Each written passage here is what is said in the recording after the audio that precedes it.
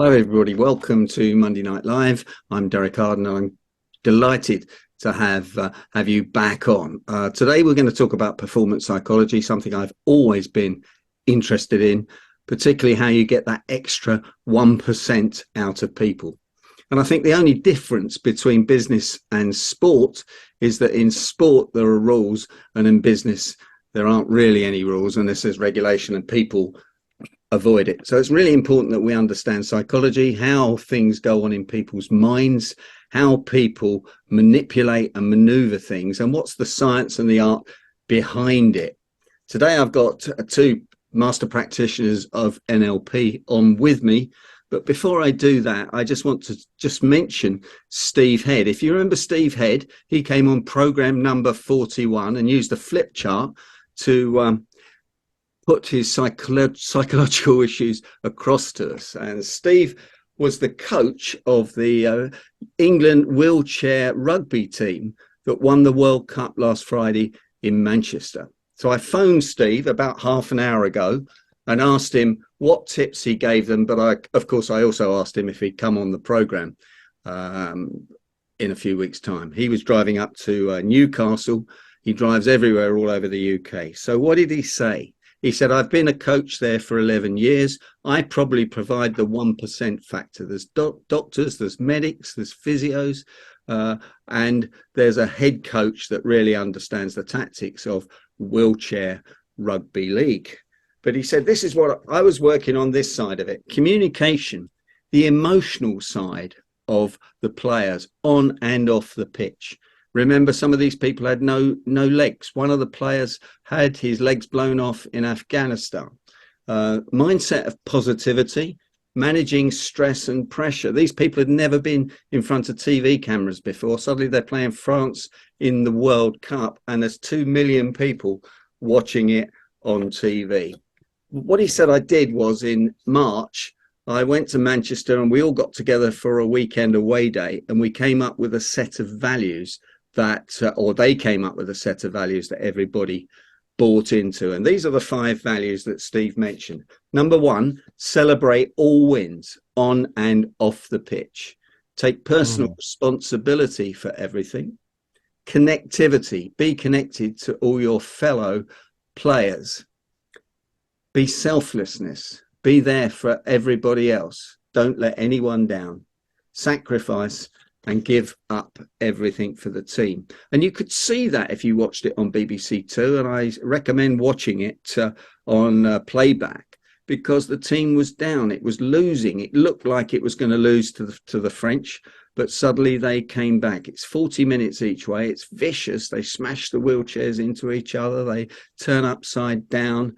And it's a really interesting sport, which will probably take off. And it brings me on to the first point on positive psychology that I want to talk about. And it's the thing that got me interested in it.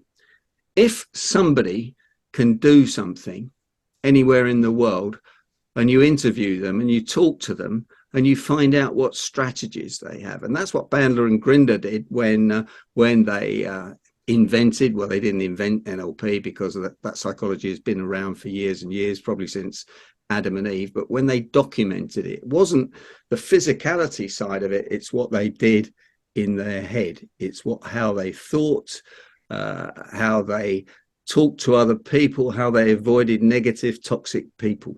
And I'm going to ask Gabbie and then Jon to chip in with their issues on modeling and what it means to them and what they learned when they studied neuro-linguistic programming.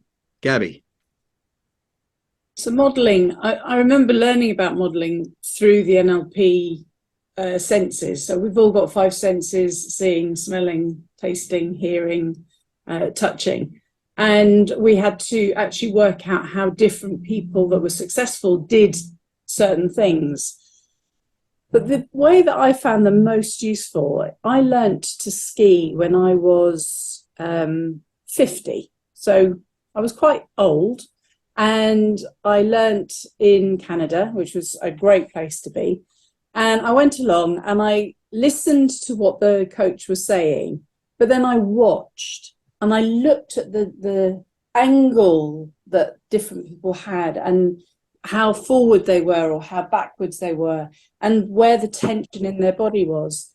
And I managed, in very few days, I was only there for 4 days, I managed to get up to black runs within 4 days. It was petrifying because of the speed. So I talked to them about how do they deal with that in their own minds. And they said, you know, enjoy the view, make sure that you slow yourself down when you feel that you're getting out of control. How do you do that? Watched how they did that. And actually, it was exhilarating, you know, to be able to be going that fast. And I'm also quite competitive, so I wanted to beat a friend of mine from a speed perspective. And it was incredible. So how do you model? I mean, you all model. Every one of us has learnt to model. That's how we've learnt to walk, how we've learnt to talk, how we've picked up our accents. It is one of those things that is very, very useful. But what most people do is forget to ask the people that are great how they do it. What is their thinking process to be able to go from good to great? And if you start you know, if you want to learn a skill, if you want to learn to do something, ask someone who can already do it how they go about it. And if you ask 2 or 3 or 4 or 5 people, you'll begin to notice that they all do very similar things. I had one example where I don't play golf. Something I'd like to learn in my retirement, but I don't play golf. And as a kid, I was a caddy, so I'd always go round and was with golfers. And when I was with great golfers, I asked them questions about how is it that you manage to do that with a birdie or with an eagle, 1 under par or 2 under par. And I picked up what they were looking for, what they were saying in their minds, how they let the body memory just go with it, and was able to teach how to be a great golfer so that people who play golf were able to get a hole in one from someone that doesn't play. So modeling is one of those things you can use for your own life, but you can also use it to impart the information to other people, which is something that I absolutely adore doing. Brilliant. Jon, have you got anything to add to that? Yeah, I'm just going to grab Gabbie and say, you stole my example, because I was going to use the skiing thing as well. When I first learned, I had not a clue what the French instructor was saying to me. I just watched other people that were doing it well. In my head, they were doing it well anyway. I immediately started to learn. I got better when I went and asked those same people how they felt while they were doing it. So great example, Gabbie. I mean, for me, the modelling thing, yes, go and talk to other people. But also, when I first learnt, I spent time looking at leaders that I really admired, how they stand, how they move, how they talk, their language. And I know Derek will pick on some of these in a few minutes. And one of the classic ones that I still remember to this day, I started watching a number of people, and then I was doing some presentations, and I said to a room full of people, I did it several times, I'd say, stand up for a minute. Just stand as if you're feeling a bit, and they all stood. And I said, now stand as if you're feeling better. Without a doubt, every single time I said to everybody, the average height of people in the audience went up by 2 centimetres. And I call it the 2 centimetre test. And yet, every time I've looked at great leaders, great people that I really admired, that I wanted to model, they're already doing that 2 centimetre thing. That's the big memory I have of the time I spent learning about modelling. It's that 2 centimetres. And funnily enough, this is common sense, which is why I put in the newsletter this morning. It's all common sense, and until you get into the facts and start analysing that only about 1% of people do these things and understand them, and when you understand the reason behind them, it's very, very useful, particularly for coaching other people. The second thing I'm going to talk about is state. Are you in a right state, or are you in the right state? So are you in the right frame of mind to win, to be positive, to make a difference to people? Or have you got this self-talk buzzing around in your head, you know, that little person in your head who tells you can't do things, or it won't work, or whatever? So be careful with your own self-talk, and be careful if you let people share their negativity with you. I think they're called negatrons. The book by Dr. David Schwartz that I read, which was published in the 70s, said don't hang around with negatrons, negative people, because they'll give you their stuff and they'll change your state. Gabbie, have you got any takes on state? State, I think, is one of the most prolific ways that we communicate, whether that be with ourselves or with other people. I've studied the fourth way for almost 2 decades now, which is work by Gache and Ospinsky, and they talk about the different eyes that we have. So we have the sitting down to Derek's Monday night chat eye. We have the smiling eye. We have the enjoying eye. We have the looking forward to eye. We have the passionate eye. We have billions of different eyes. And for me, state is about choosing which eyes I want to bring in to any particular situation. So one of the things that just before we started, I went and I got myself a warm drink, which I've now drunk. I'm now on my cold drink because I wanted a nice voice eye. And I haven't spoken to anyone all day. So it was a little bit crunchy. So I had to do some singing eye to bring that lovely voice eye. The ability to know and recall information eye. I know that I've taught all of this information for many, many years now, but I've had a bit of a break. So I did some homework. I pulled up my manuals that I wrote years ago and just did some research, because the research eye was important. So I could bring up the confidence eye, feel more able to answer whatever question Derek throws at me. And I know that he's likely to throw me some curveballs, because that's the Derek eye. So my prepared eye was there as well. And being able to have fun with it and be relaxed around it all.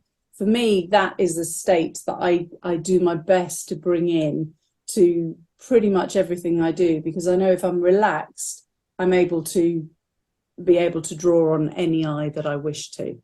So whenever you're going into a situation, you might feel the nerves beginning to come, or you might have something that you're feeling a bit fearful, or that you're moving into the unknown. That's okay. Acknowledge it, but then just bring in the other states that are going to be useful for you to step forward and actually achieve whatever it is that you're aiming to achieve. Fantastic. And there's a lot of things that happen to us which can change our state. I remember I was doing a big talk and I left my mobile phone on, and someone rang me 10 minutes before, and they were having a go at me about something that we can't believe that. No, nor could I, Gabbie, but actually it changed my state from a positive into a negative. That was a really stupid thing to do. I turned my phone off early now. And as they say, if you can't sort yourself out, you can't help others, can you? You can't coach, mentor others if you can't sort yourself out. So changing that state and being positive to do it is really important. Down to Swanage, to Jon. I'm sure you've got something there, Jon. Yeah, I mean, I love the state thing. And to me, when I first learned, well, what do we mean by states? And Gabbie listed a couple. To me, I kind of go, what state would be useful, whatever it is you're trying to do? And there's probably 3 or 4 at any one time. So fierce, I often find it's a really useful state when mixed up with friendly or happy. I have one which I call mentally agile. That's probably the same as Gabbie's Derek state. Confident, playful. I think playful is a great state. But what state would be useful for whatever it is you've got to go and do now? What does it feel like? Put yourself, feel like you're in that state, and then add 2 or 3 other states to it. So you start to stand differently, you act differently, you think differently. There's some brilliant states around. Which ones are useful at any one time? Absolutely. That actually links in really nicely with modelling, because when you're modelling, you're eliciting the states that people that are brilliant at doing something are. So when you're asking the questions, find out what emotions and states they're in, because if you can elicit that in yourself, you're going to be able to model even more effectively. I was just thinking of music stars. How does Adele get herself into that state to go into Vegas and sing at that level when she's all on her own? How do people do that? I heard that Barbara Streisand was physically sick every time she went in front of an audience. And I like to watch really people at the top of their game and just watch them and see how they do it. But it's interesting, Derek, because you'll remember I used to be the president of the PSA, Professional Speaking Association in London, and I'd have a number of speakers every month who are international speakers, and I'd have some new speakers, and the new speakers would always stand on stage and say, "Oh, I'm incredibly nervous," and they'd assume that these big pros weren't. And because I was at the back of the room and I was arranging it, I could see what they were doing outside the room before they came on stage to put themselves in the state they wanted to be. They were pacing up and down and nervous as anybody else, but they managed their state. Well, it's having a routine, and we're not going to have time to talk about triggers and anchors. We're going to do that on a different Monday night. But anchoring that state before you go on to do something really important or a difficult negotiation or whatever it is, and triggering that state off by your routine. The rugby players will remember Johnny Wilkinson always doing that trigger when he before he took a kick to score kick it over the post. I've even forgotten the rugby. You see, I'm in the wrong state to talk about this, and yet I know it that well. And Harry Kane taking a penalty for England, if we get one in the World Cup, he does a little jump up and down with his feet, and you can see his eyes absolutely focused, but not where he's going to put the ball. So the last thing I want to do at this point is to talk about embedded commands. And the reason I want to talk about embedded commands is because I've never quite really understood it. It's that hypnotic state where you give other people commands. And I know that Gabbie uses it in some of her sales techniques, and she taught me some embedded commands. So tell us about embedded commands, Gabbie. Well, where to start? I love embedded commands. I use embedded commands in my emails. So clients that I love, I will say, feel free to give me a call whenever you wish. Clients that are a bit more troublesome, I will say at the bottom things like, don't hesitate to call, because I want them to hesitate before they ring me. There are the basics, like me, by now, that you can put into conversations. But I think the really clever ones are when you start to add them into sentences, so you can begin to enjoy the process. I don't know how soon you'll want to try out this new plan, this new policy, this new process. I was wondering, how would you like to reach an agreement? What needs to be done before we successfully resolve this issue? Let's take a few moments to think through how we might proceed. And all of those, we're just putting in lots and lots of embedded commands. You can also embed commands within questions, and they start with things like, I'm wondering, or I'm curious. Can I ask you to imagine how it would feel if you were to ... whatever it is you want them to do. It's good to imagine all the benefits, isn't it? It's good to imagine how wonderful it will be and how your capacity to improve will. It depends what you're wanting them to do. But can you imagine? It's good to imagine.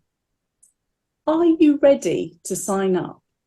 Are you ready to close the deal? Are you ready to apply for that plan? I was going to say, so it's a question, but it's got an embedded command within which is aimed at my unconscious mind, isn't it? Absolutely. And I'm sure Jon will go into the marking and how you can do it with your voice, but it's really being clear about what it is you want them to do. And you can use negatives as well, because the brain doesn't understand negative. So I'm not going to tell you how you can dramatically reduce the price for this. I'm not going to tell you to buy this now or in a few moments. I'm not going to tell you to think of all the money that you'll be saving by doing this. So you can do it very, very subtly, positively and negatively, but you've just got to be very clear that the words that come out are the thing that you want them to do, not the thing that you don't want them to do. That's brilliant. Jon, do you want to chip Yeah, I in? mean, I just add, Derek. I mean, I always remember going on from embedded commands and doing stuff on hypnotic statements and all the rest of it. And as the person that taught me said, forget hypnosis for a second, forget all the complicated stuff. What is it in one simple sentence you want the other person to do? Because unless you're clear on that, you can't possibly get them to do that. Once you've got that clarity, now you can embed it in a simple way. And Gabbie came up with more examples than I can ever remember. And I'm sure that later on, everybody will find they're starting to remember the things we've talked about tonight, and without even realizing they'll be putting them into practice. Well, Jon and I were talking this morning, and we were talking about the embedded command that I gave Gabbie 10 minutes before. I said, you will be able to come up with 3 embedded commands for the audience this evening. And of course, Gabbie only had one at that point, and now she's just come up with 10. I think the question that people ask themselves at this point is this manipulative? Well, it's only manipulative to people that want to be manipulated. That's the first thing. And secondly, if you've got the best intentions, it's probably not manipulative, but it can be used very manipulative by the wrong people. And that's what people have to ask themselves. Am I being? I think we are surrounded by people that are have the ability to manipulate us all of the time, but very often they're not doing it intentionally. And for me, it's the intention behind it. If it's a positive intention, it's not manipulation. But I hear parents in the supermarket all the time saying, stop running, you're going to fall over, and the kid falls over. Well, they've just been given an embedded command to fall over. Is that manipulative? Well, yes, but was it done intentionally? No. So in understanding embedded commands, it's, run. I'd prefer it if you didn't run around the supermarket, darling. And if you are going to, just make sure that you stand clear of the other people and you are very polite to other people, or whatever it is you want them to do. But stay on your 2 feet and make sure you come and find me afterwards.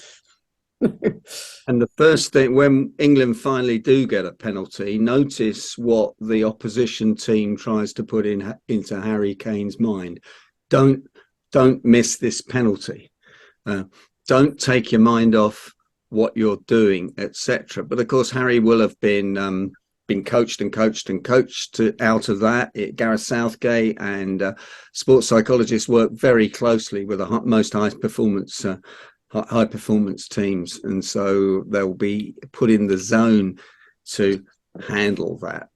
Okay, quickly add yes, there, please, Jon. All of us all the time are trying to influence other people. Are we all the time being manipulative? So using embedded commands is just being better at it. And it's interesting when we start studying language, and Carl mentions, and we'll talk to Carl later, Carl mentions this is all in acting. And of course, if you go and turn the TV on when you've watched this and put it on the commercial channel, there'll be embedded commands in most of the adverts.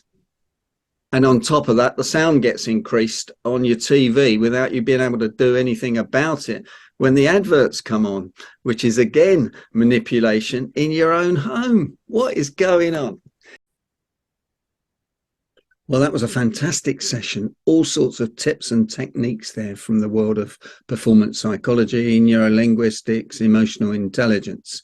I'm Derek Arden, and thanks for joining me. If you like this, please like it on YouTube or the Negotiators podcast, and join me live with my other guests every Monday night.